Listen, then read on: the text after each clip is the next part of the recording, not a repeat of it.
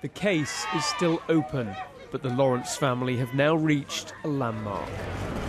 It's the beginning, I think, of starting a new life, because we've been in limbo for so long. So today is where we can start moving on and just, I don't know, try and take control of my life once more. Thank you. Thank you very much.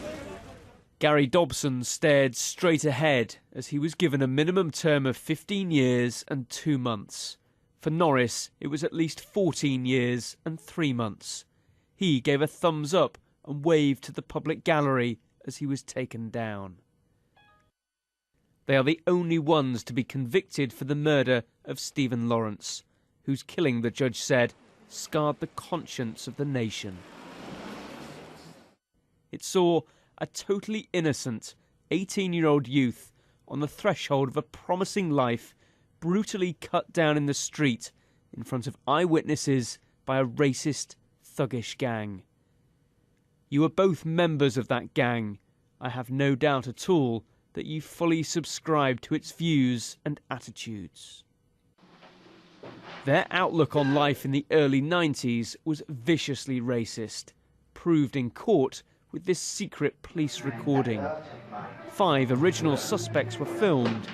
This was Norris.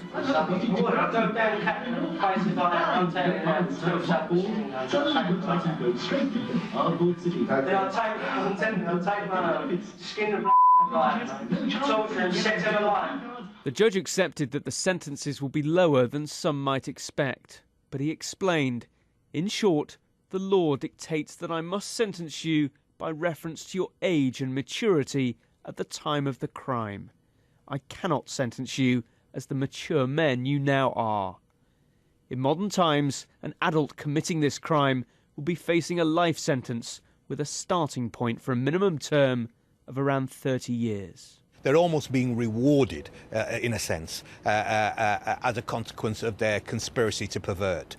That can't be right. The Home Secretary will need to look at this again, and it compounds an already grievous culture within the black community that suggests that we can't get justice.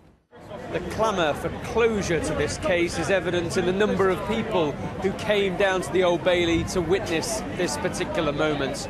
The judge was very clear. He said the Metropolitan Police should keep a very open mind to new scientific developments and also any potential further witnesses to the attack who may bring the other people involved to justice. Stephen Lawrence's father is hopeful but not expectant. These people have now realised that they've been found out. And it's now going to go and lay down in their bed and think that they weren't the only ones who were responsible for the death of my son. And they're going to give up the other rest of the people so that I come out here again in a year's time and talk to you people again. But so far, neither Dobson or Norris have ever shown anything to suggest they'll ever open up and confirm who else murdered Stephen Lawrence. Tom Parmenter, Sky News, the Old Bailey.